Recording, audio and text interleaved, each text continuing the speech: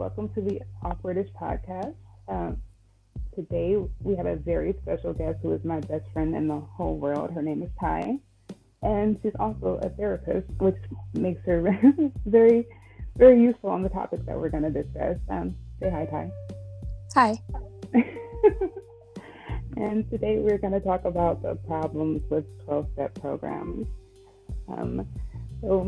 First, Ty, can you tell the audience a little bit about how your work is relevant to this? Like which part? All of it, really. But like my experience primarily lies from working at a residential substance use program for women. So that's kind of like where I got all my experience pretty much. Okay. And then just to clarify with the audience, Ty has never had substance use issues like I have. So we're going to dive right into into my bullet points that I put down. All right. So one of my main issues with 12-step programs is that they utilize untrained, unskilled lay people as a substitute for therapy, and they call them sponsors. And that always bothered me especially because of the way that they talk about therapy. Have you witnessed any of the aversion to therapy that people who follow 12 steps have displayed? Yeah. That is like a huge thing. But I can say that depending on the population or the program, it could vary. And the reason why it could vary is because, the program I was at, we required all of our, clients to obtain a therapist as well as a sponsor, because there are benefits to both. So when you're speaking to kind of the 12-step model kind of being against therapy, I definitely have seen that, because we would get a lot of resistance when we would tell our clients sometimes, hey, you got to get an outside therapist. And they would go, well, I got a sponsor. I don't need a therapist. I go to meetings. Why do I need therapy? So we would kind of have to explain the benefits with respect to having a therapist and a sponsor, or just having a therapist, because there are benefits to both. Yeah, I do agree there can be benefits to both. I had a sponsor for a few years when I was still in NA, and she was great. She's a great person, but it's more the fact that the program tells you have to get this person and basically check in with them about every single decision that you make. And it's because it kind of teaches you, you tell them you can't trust your own mind. So you have to entrust your decisions into this other person who apparently can't trust their own mind because they have a sponsor too. And it goes on and on and on. Like a pyramid scheme. Yes, exactly. I'm sorry, I cut you off. Go ahead. No, it's okay. I actually forgot what I was going to say. We're talking about the everlasting list of sponsors and sponsor sisters and this whole community that is has porous boundaries and a lot of rigidity. I definitely understand what you're saying when you're 12 steps say you must get a sponsor and you must do all of these things. I think it could be beneficial if you have a more progressive sponsor. If, for example, if you were to become a sponsor, just because you're not practicing actively 12 steps, that doesn't mean you can't have sponsees. You know what I mean? Because I do feel that the benefit of having a sponsor is that it is someone that you could unapologetically be yourself with, and it's in a non-professional manner. So it's kind of like having a friend, if you will. I just said porous boundaries, but essentially that's the defining thing between a sponsor and a therapist. Outside of the fact, like you said, they're not trained, they don't know anything, but they know what it is to live a life of addiction, whereas some therapists do not, right? Like, however, there are people who get their lives together and they go back to school and they become therapists. If you have a real boundaried therapist, they would never tell their client that they're in recovery.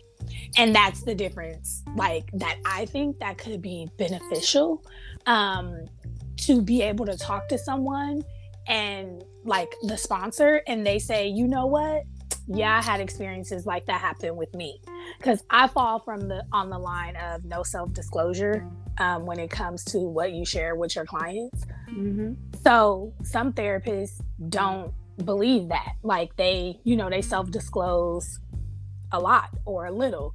Like, if I was in recovery, I would never tell my client that, ever. I would never disclose that. But a sponsor, they have to be in recovery. So when a client is going through something, the sponsor could easily be like, yeah, something similar to that happened to me. And they could swap war stories. That would never happen in therapy. So I feel like that's the benefit. The downside is a lot of them believe that you just don't have control over the addiction. They don't honor or acknowledge the changes in your brain chemistry, or just how mental health plays into. There's so many other things that goes along with addiction that some sponsors just don't buy into. They just feel like, you don't have control, give yourself up to a higher power, they'll fix it. If you follow this, you'll be okay. That's not, in my experience, that's not true. Unfortunately, that actually tends to be the majority of sponsors, but in my experience. And a lot of people take it to the extreme. They'll talk about, you don't need to take meds. I've heard this more in AA, because I did AA at first. I've heard people say taking psych meds is chewing your booze. It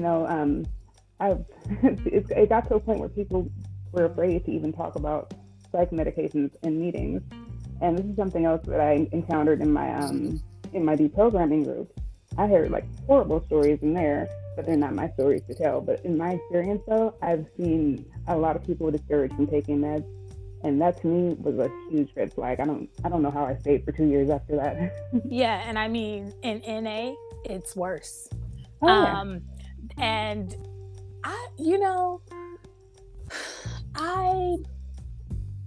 the culture of all of that, like of the 12-step model, is very oppressive in a way, because like you said, there's a lot of shame and guilt associated with, I mean, like, in some NA groups, from what I've seen with women, they will tell them, like, you're not sober. Like, oh, okay, so we all know that using certain substances ruin your teeth, right? Like, and I've seen women have to get massive amounts of dental work done. Their NA sponsor will say, well, you got to get that tooth pulled, but you can't take the pain medication.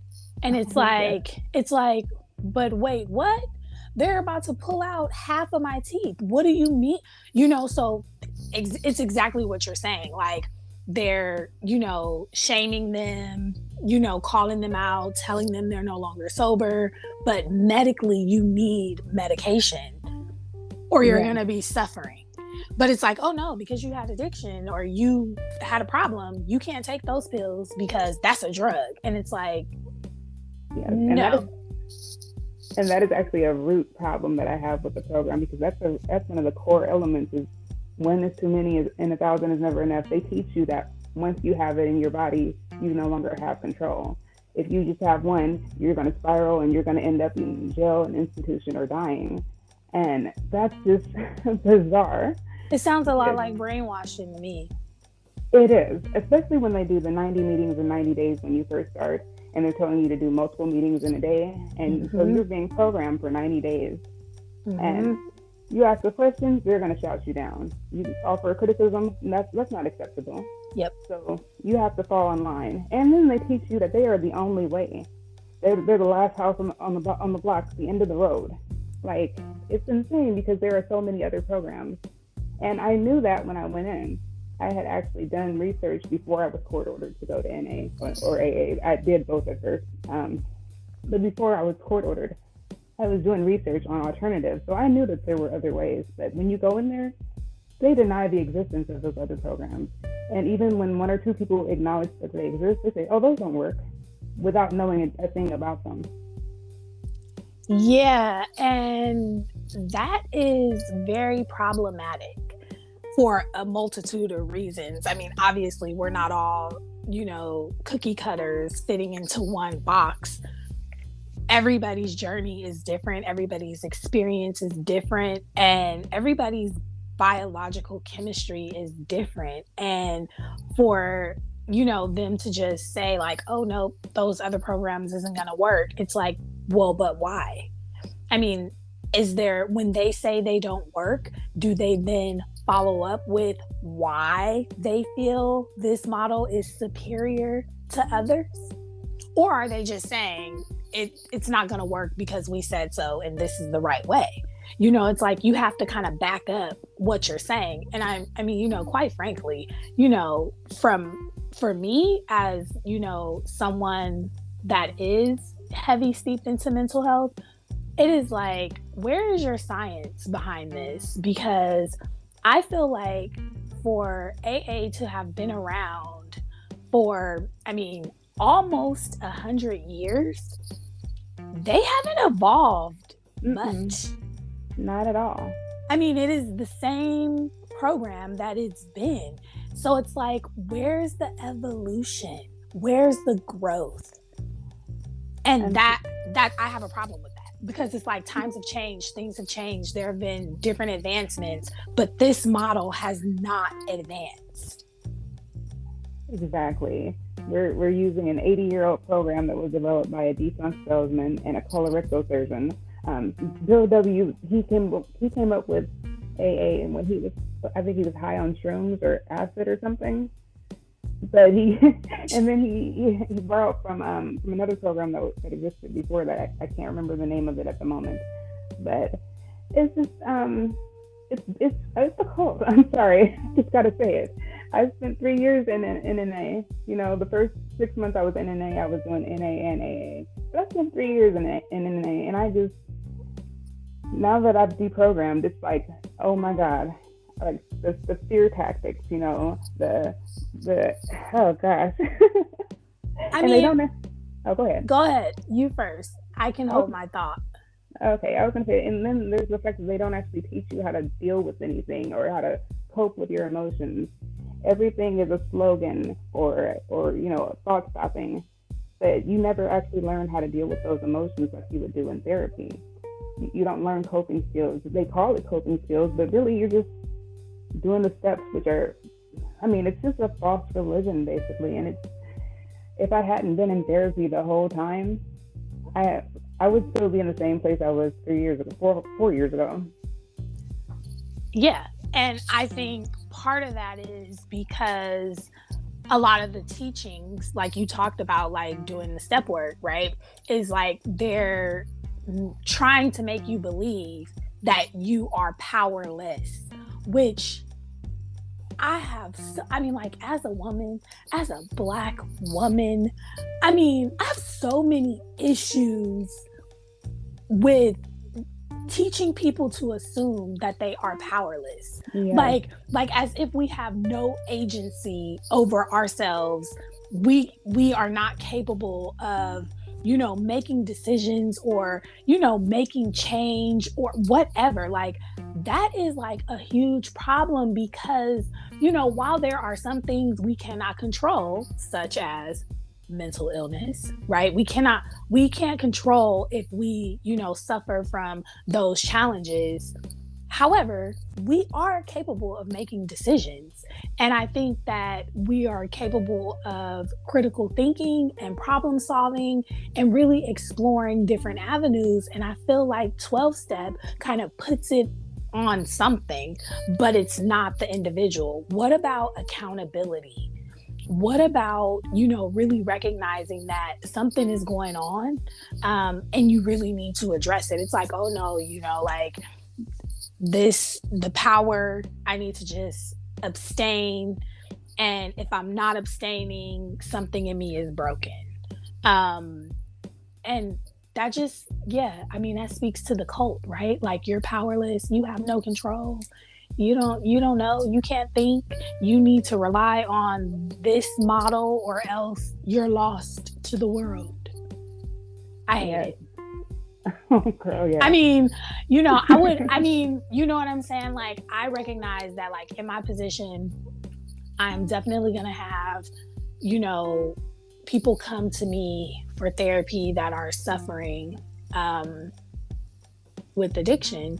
And I'm going to have to honor wherever they are in that journey, right? So I'm going to have hardcore, 12 steppers sitting across from me, and I'm going to have to hold that space, but I do recognize that it is my role to help people, see their whole self, right? Like, and it's okay. Like, even if they're hardcore, it's like, I'm not here to say it's good or bad.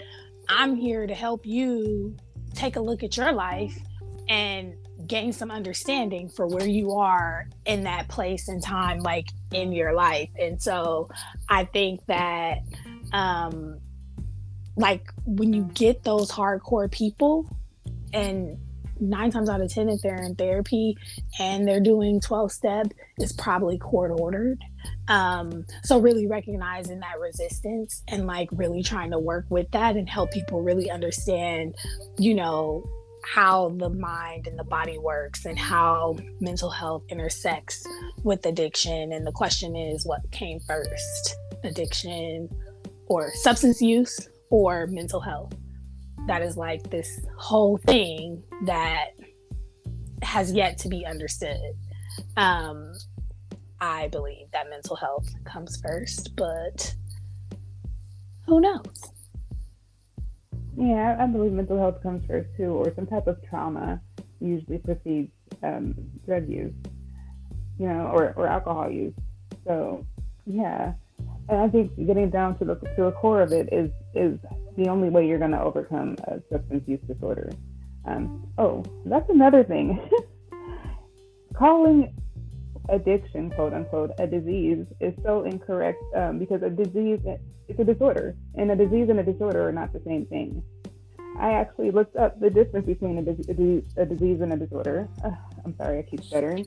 A disease is an abnormal condition affecting the body of an organism, and a disorder is a functional abnormality. So it's like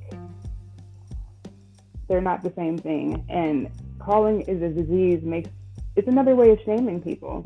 Like, you're diseased, and then you have all these character defects you have to work on. If it's a disease, what do my character defects have to do with it?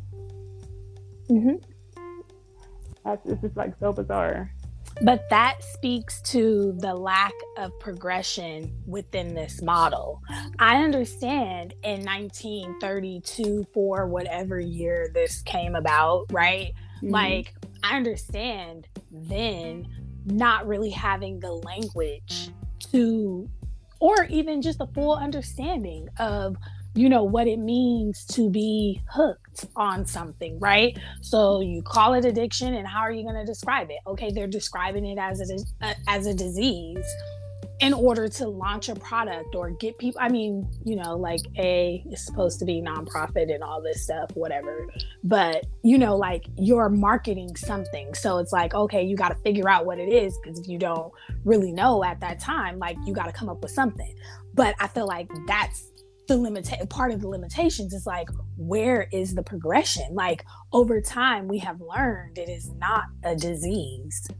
It's not. Like, it is a disorder, and it needs to be viewed in that way. But 12-step does not. Like, I mean, it's insane to hear people, like, really just recite all of these quotes and all of this stuff from the big book when you try to talk about viewing it as a disorder versus an individual being, like, having a diseased mind, and all these things wrong with them. It is really challenging to hear people say those things and disagree. with it being a disorder. And that just lets me know that they're uneducated and on the topic, even though it is something that they suffer from, and they refuse to open their minds to any other thing. And it makes me wonder if they're refusing to be open to something else, because if they do, that means that they're human and they're susceptible to relapse.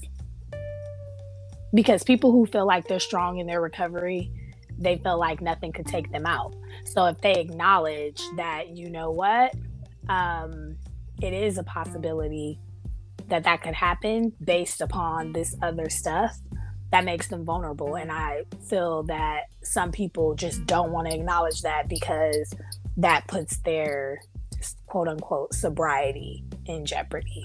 Because we know 12-step is hardcore abstinence, when in reality that's unrealistic. Yeah, I actually hadn't thought of that. That's a really good point, because I was thinking it just it would shatter their worldview, so they refused to accept it because they realized they've been living a lie, or they didn't need to be this rigid and living this lifestyle for however long they've been. But yeah, you have a point. People can fall into either of those categories. I mean, what you just said is true. That's like an expansion of like essentially what I'm saying. Like, the whole world will be shattered. I mean, whether or not they might feel like they're living a lie, but like ultimately that means that to accept these other alternatives is to accept that I am susceptible to relapse also. Right? Mm-hmm. Like, you know what I mean? Like, yeah, like everything would be shattered. It's like, oh my God, like everything I thought was true is not. But with that comes, one must accept, oh, it really could happen to me, no matter how strong I believe in this, no matter how hard I'm thumping and pushing this message, it could happen to me too. Yeah, and you know what? And then also that fear comes from the way that they make it seem like it would be the end of the world to relapse, because they tell you that, again, 1 is too many and 1,000 is never enough. Once you start, you won't be able to stop. So people are terrified of relapse because they think they're going to end up, in a jail institution or dead. I used to avoid walking down the liquor aisle, not go into liquor stores, avoid certain neighborhoods. It was insane. I felt like that little bit of temptation would ruin my life if I walked down the wine aisle or Bailey's. Mm-hmm. And it's like, you shouldn't have to live in fear. They don't go to parties where they have alcohol. Don't be around your family if they're smoking weed. So basically, all my time was spent with other 12-step people, going to dances and things like that, which were fun. But I couldn't spend as much time with my family as I preferred to, and that was just problematic. Yes, and it was sad. Like, oh my gosh, I'm sad for who I was a couple of years ago. And I have two thoughts. One is too many, 1,000 is never enough, semicolon. However, comma, you have some mental health challenges that need to be addressed. That is why the previous statement is to be true. Because I do believe for some people that statement is true. Mm-hmm. But it's true because they are not dealing with the shit that led them. Oh, am I supposed to be like PG? No, yeah, you can go. They're not dealing with what they need to deal with to address why they started using in the first place. I mean, like, to hear women talk about, I smoked meth at 12. You did what? Yeah, I mean, listen, I had my whole world broke wide open. Okay. Like, we didn't grow up on no hill with no fences. We grew up in the ghetto, in the hood. Mm-hmm. We've seen it all. Shootings, drugs, people in the family. Like, we've been exposed to it all. But I mean, we didn't see our family members when they was kids because we wasn't born. They was all adults. And I'm not gonna lie, when we was coming up, if anybody our age was getting high when we were in middle school, I damn sure didn't know about it. Like, it wasn't evident. Like, we didn't see a lot of homeless youth. Like, we didn't see these things. Now, if it was happening, it was definitely happening behind somebody closed doors. What happened in our house, stay in our house type of situation, I guess. But we didn't see those kinds of things. But to be working with these women and they're saying, oh, I started using when I was 12. I drank my first sip of liquor when I was 8. It's like, what? Oh, I used to break into the wine cabinet at 9. Oh, I would, steal my mama's cigarette butts, things like that. Or I would pick up whatever they were doing. I was sneaking this and that. I was getting high. I started shooting mainline and heroin at 16. It's like, wait, what? It took so long for me to wrap my head around young people using hard drugs. I just couldn't understand it, right? But then as I got to know these women, I would come to find out mom or dad was probably on drugs. One was missing, abuse, rape. I mean, I've heard horrible, terrible stories of child neglect or abuse at the hands of their parents and others, right? It's like, oh, now it makes sense why you were drinking all the liquor and filling the bottles up with water, because that was what was in the house that you had access to, because you knew when your dad came home, he was going to attack everybody in the family. So you just wanted to numb out, So it's hard to really understand like how someone so young could start using substances, but you have to recognize that something's happening that causes that to happen. And when people aren't addressing those things and kind of working through those things, if you take one drink, it wrecks your whole life all over again. And you feel like, 12-step has brainwashed these people to think that, oh, you complete all the steps, you work so hard, you're on the road. But really, as you said earlier, they're not teaching you the tools. They're not teaching you how to cope. They're just saying, stay away from those people, avoid those people. And what did you say in the beginning? It's like some sort of religion. When as I'm saying these things, all I can keep thinking is like, oh, it's the devil. Like, you got to stay away from that temptation. Don't be around them. They no good for you. They're a bad influence. And I do feel that, we can stay away from some people because toxicity is real, and some people are bad for our mental health, period. Like, they can send you on a spiral no matter who or what or where you are in your life. Like, there are some people you just have to cut off, family included. One thing we would do was relapse prevention planning with our women. And it was interesting because you definitely have to identify triggers. You have to identify like personal triggers, people, places, things, that's what they love to say, right? And what made the work challenging is because 90% of our clients were homeless. And if they weren't homeless, they had housing. Where?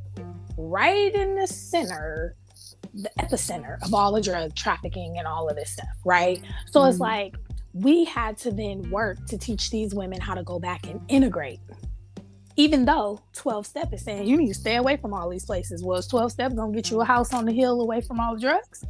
Because exactly, it's like, because you gotta go live back over there, or you don't even have nowhere to live. So we got to figure that out too.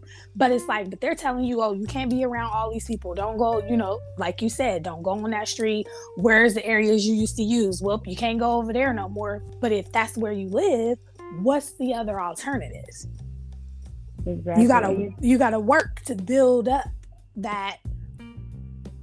I don't know what we're building, but we're building something, some resilience, something for them to be able to go back into those settings and know that, like, I am strong. If my goal is to abstain, if that is that individual's goal, I'm getting the tools to be able to do that. If my goal is to use less, well, I'm going to work on being able to use less. I mean, I'm not from an abstinence mindset. I don't think it's realistic. So I don't believe in it. Yeah, that was a huge problem for me too. I still remember when I first went into NA, and they were like, you can never have anything, any mind altering substance again, including weed. And I'm like, including weed? So, yeah, I really couldn't wrap my head around that. But I stuck to the program for a couple of years, and then finally I got a medical marijuana recommendation. And I was like, you know what, this is just how it's going to be. Because my anxiety was really getting to me, and then I couldn't sleep. Like, I couldn't sleep for like 2 weeks, and I knew what would get me to sleep. So I Yep. did that, and I told only my sponsor at first, and she was like, oh, okay, whatever helps you sleep. But I was going to these in times of illness meetings, which is the meetings where people can talk about the medications they take, and feel safe. And one day, right before I was going to talk about how the medical marijuana had helped me sleep and all that, the lady before me, who I had previously had a whole lot of respect for, she goes on talking about how someone she knows uses marijuana and how she laughs at the fact that they think they're so clean. And I was just like, yeah, I can't do this anymore.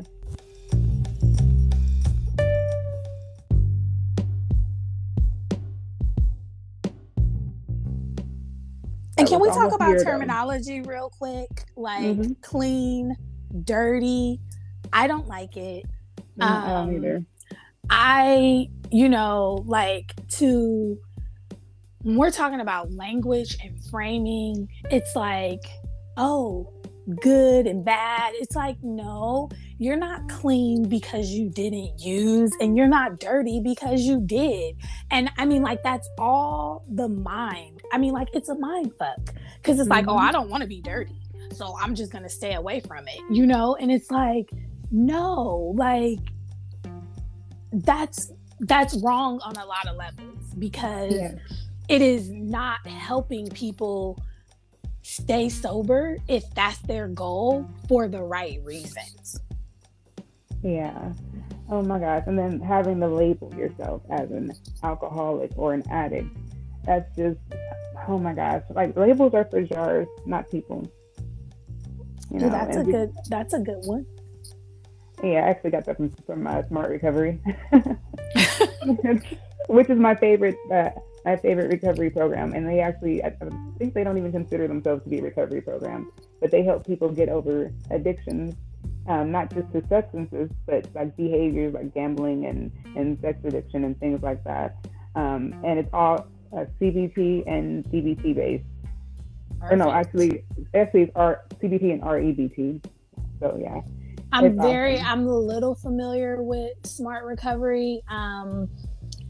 Pre-COVID, there was a couple. I mean, obviously very limited because it's not as popular, so they don't have the resources to just be everywhere like Hmm. AA and NA and anything that's under the 12-step umbrella.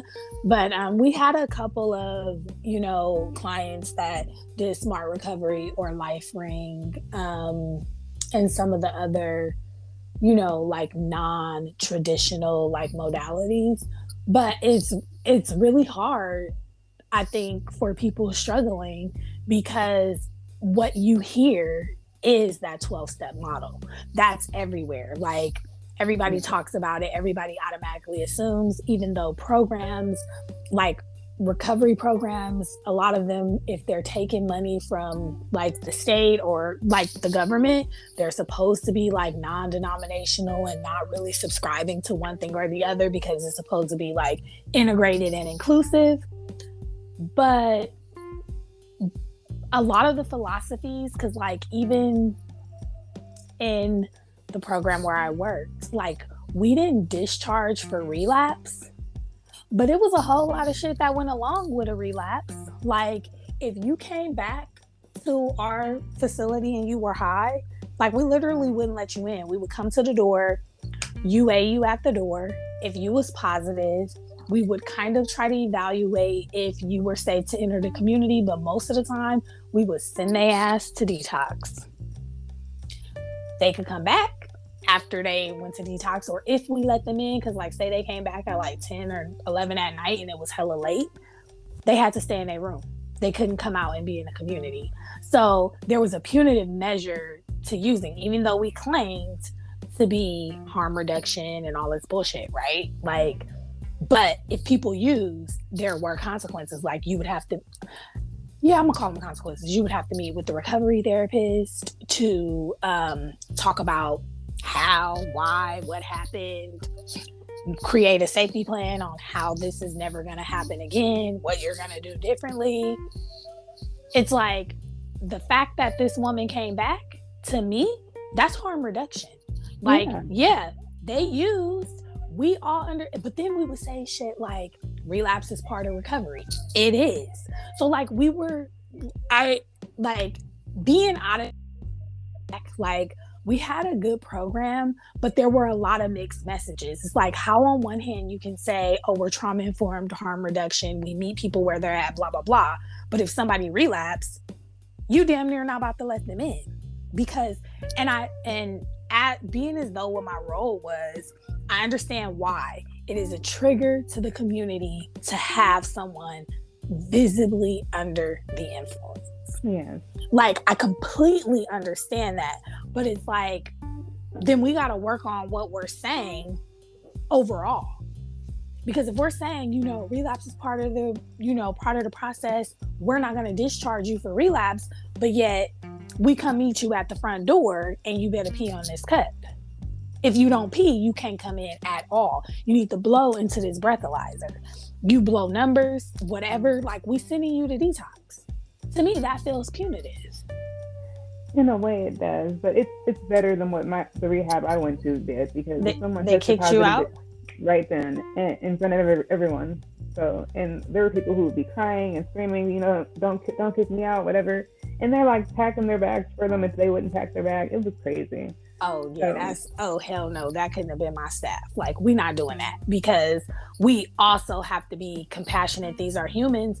And also why we weren't so quick to discharge people is because we also recognize that, like I said, 90, 95, 99.9 was homeless. Where are they going? Right back to the shelter. Back to the shelter where they got raped at 2 months ago, that they was just telling you, like, come on, back out on these streets where all types of horrible things had happened to them. So like we definitely came from a more compassionate lens, but I just feel like some of the messaging surrounding like relapse is confusing and contradictory. Yes. And because if it's, it's like if we saying, yes, it absolutely, because we had big books and all time, we gave out materials to them. We required a sponsor. They had to be doing step work. Like, and that was all part of their goals. Like, you're meeting with your sponsor and you're working on the steps. And it's like, why the hell are we pushing that? Because we know 12 steps is an abstinence-based model, but yet we're saying we're harm reduction and we're preaching, we're trying to, reduce the stigma around relapse, and we're saying like it's part of the process. Like, don't worry, it's not the end of the world if you use. It is not the end of the world if you feel like using. If you thinking about using, that does not mean that something's wrong with you, but yet we're telling them get a sponsor and work the steps. It's like, what? It's crazy. That leaves no room for any other option. Initially, they were required to go to AA or NA meetings. Like, that's what our paperwork said. And then I was like, there are other stuff. So can we just say recovery-based support groups?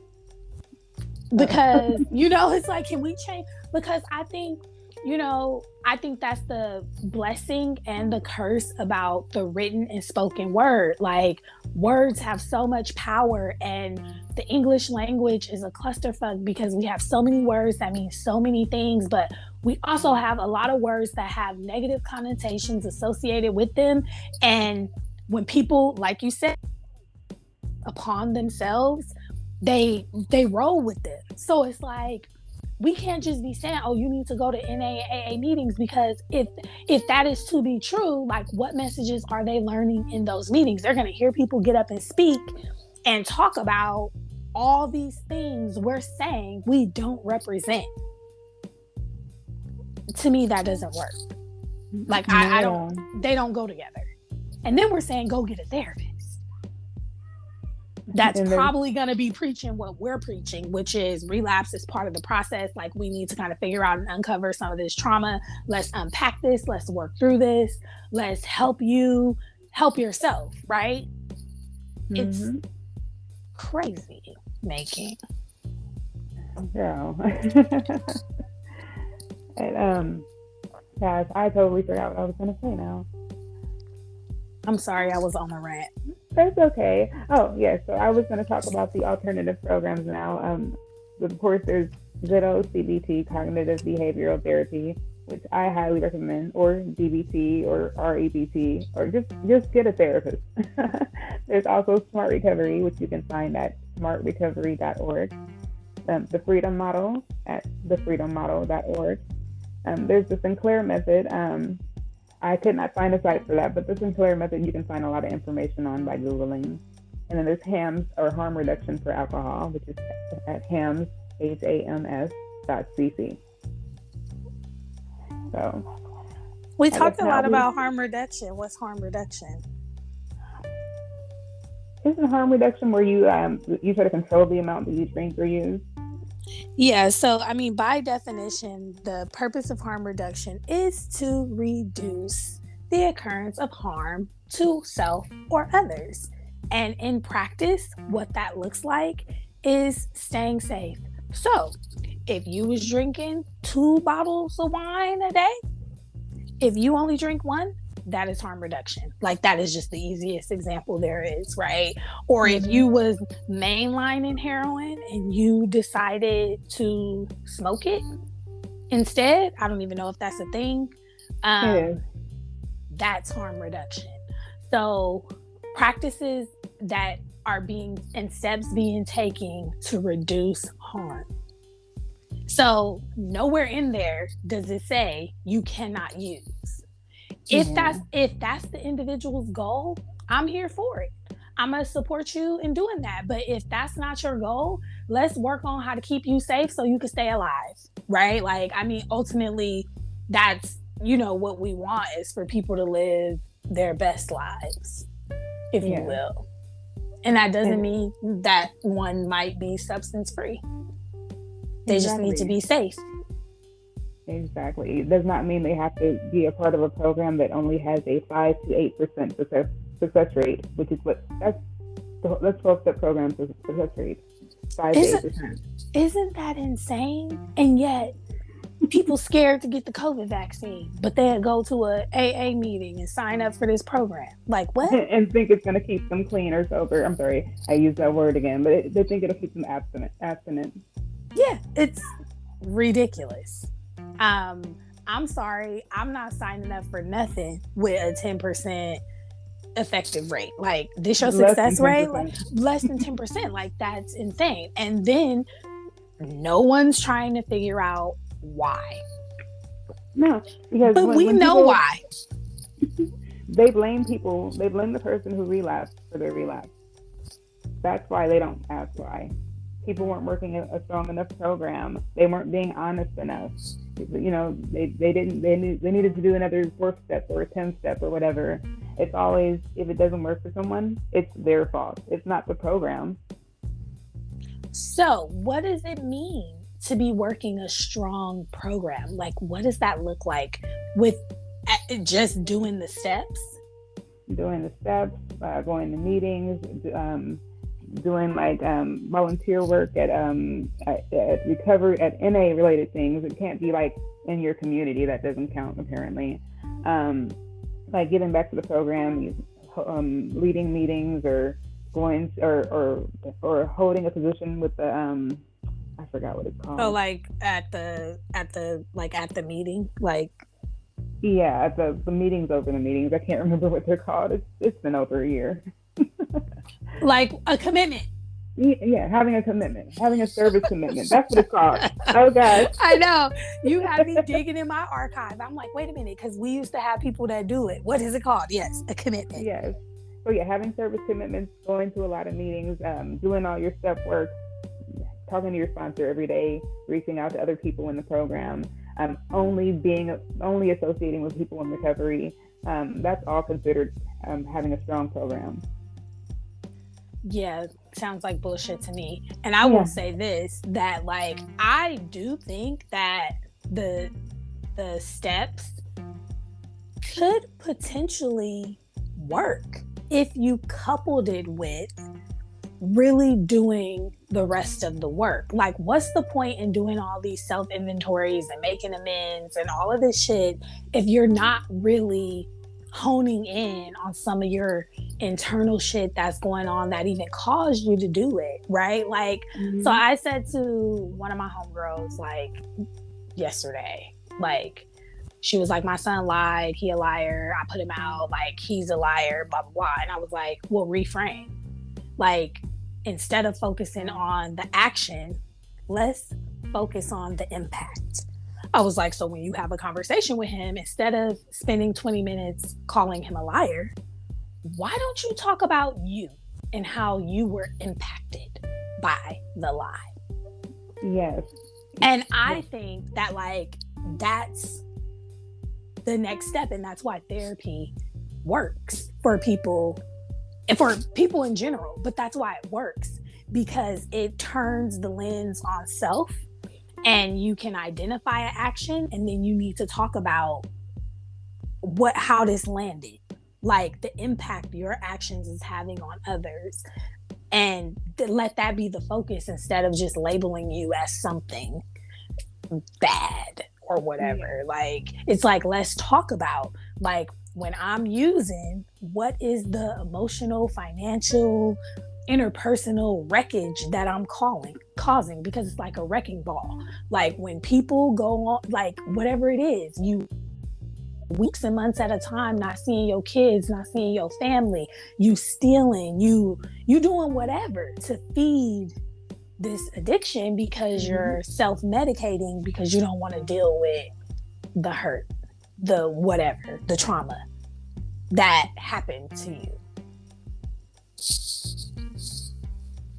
Man, yeah, that's a really good. I'm sorry, I was as you were talking, I was like, huh, but yeah, we're actually coming up on almost an hour. We're at like 47 minutes.